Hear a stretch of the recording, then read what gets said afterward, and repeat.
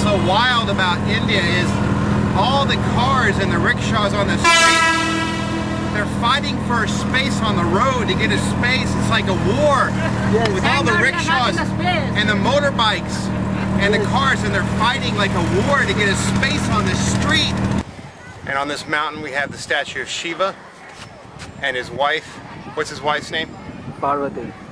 Parvati. Yeah. So it's been great to visit Shiva.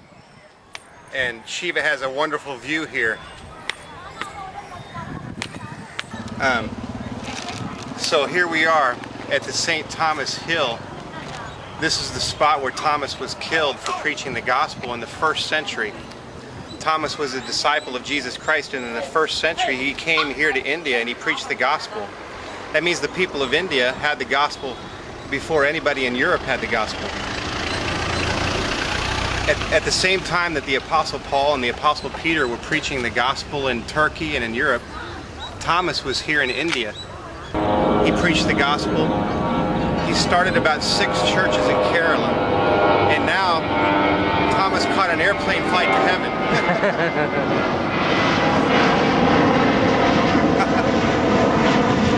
And that airplane is a symbol of the chariot of fire that took Elijah up to heaven.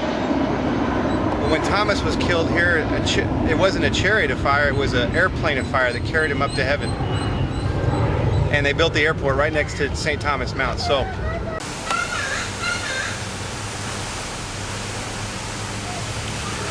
wow. And where am I now? I'm in Bangkok, Thailand. You know, Thailand was once called Siam, and they have this distinction that they're proud of, that they're one nation here in Asia that has never been colonized by the Europeans, never been conquered by the Japanese.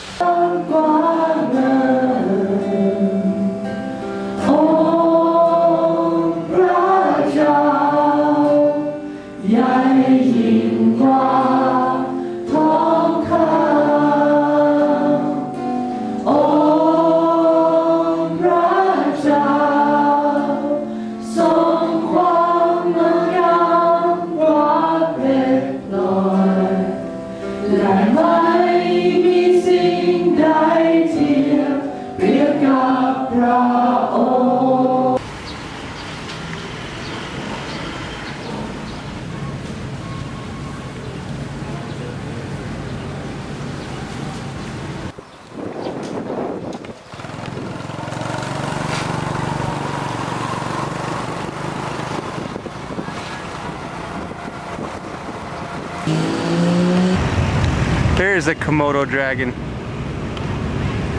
Ah, there he is. They say he's a vegetarian.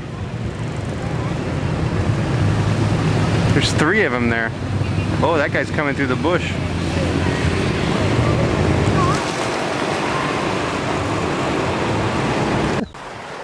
Okay, see, here's me and Sanduin. We're about to walk over to Burma. I hope I make it back alive.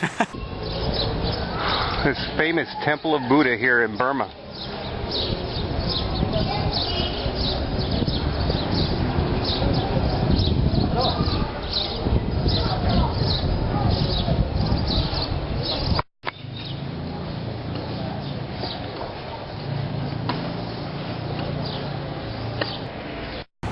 Okay, I'm standing in Burma. We're in Myanmar, and this is a golden temple of Buddha.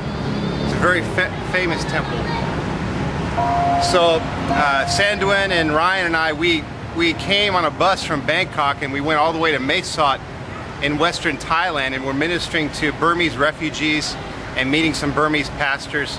And we decided, hey, let's go ahead and cross the border into Burma for 2 hours and let's pray. So we're going to pray for the people here in Myanmar because it's a very closed country. And so I can't believe it. Ping, if you're watching this back in Baltimore, my Burmese friend in Baltimore, Ping, who we led to Christ a few years ago, I want to say, hey, I made it to your country. I'm in Burma. My feet are in Burma. And I'm going to be praying, Lord, help me to come back here again one day so I can work with the Burmese people, and because they're very precious to God. So we're thankful to be here.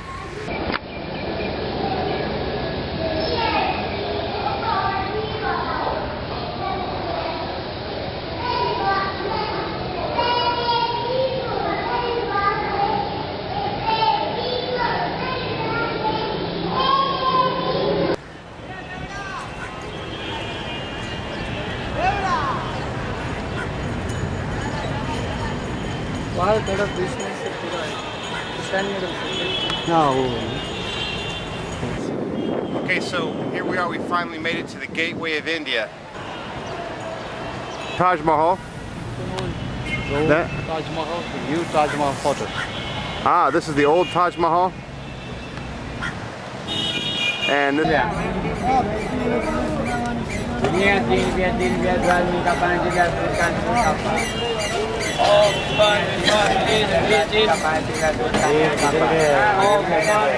so that's called the Taj Hotel.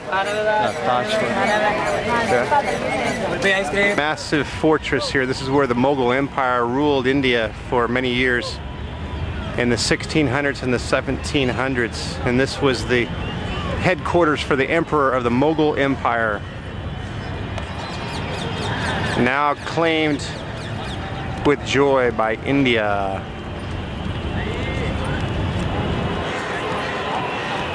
Okay, I'm standing next to Lal Khalil, and this was an Afghan fortress back when the Muslims from Afghanistan conquered part of North India about 200 or 300 years ago, before the British rule. And there was much wars between India and Afghanistan. And I'm about to go in here and learn some history I never knew before. So let's go check out this fortress. Come on. Okay, so as you can see, there was a Muslim empire here before the British came to rule India. It was the Mughal Empire, and I'm standing in the midst of some of the ruins that have been very well preserved of this castle, and a place for the Mughal emperor to live and to administer his justice through the kingdom here from Delhi. So it's been amazing to be here on April the 4th, 2009. I can stand here in freedom, even though there's threats of terrorism right now, because in India there's elections coming up, and the fundamentalist Hindus are going for electoral seats.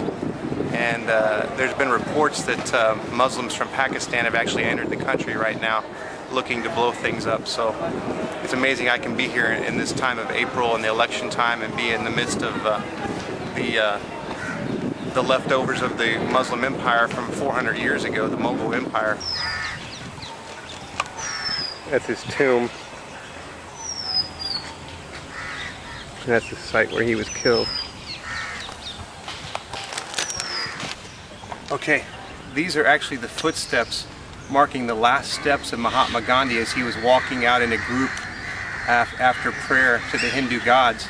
And he walked this way, and then just behind me is where he was killed at the end of the footprints.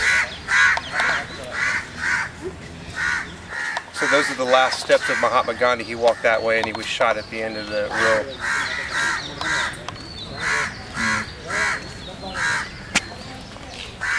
So it's a very peaceful place here. Not so many people are here today, so we were able to investigate the history of Mahatma Gandhi and see that he walked on these steps all along here. But I don't think I'm going to follow all the footsteps because I don't want to get shot at the end. So let's play it safe and we'll head out of here. Okay, we're here in Uttar Pradesh, in a city called Lucknow on the south side of the city. And a team of 10 people came from the Bombay Church, and we're here to visit Abhiram. मुझे बीरेश सिंह कहते हैं. Viresh. Yes, hey, I'm hello. Mr. Biresh Singh. And I'm very happy to meet you. Okay. Okay. So हम आपसे मिलकर के बहुत खुश हुए. Lucknow. America, please come to Lucknow. America, please come to Lucknow because I love you. I love you. Then I love you. Viresh, thank you. Yes, Thank you, Viresh. Please come to Lucknow. Yay.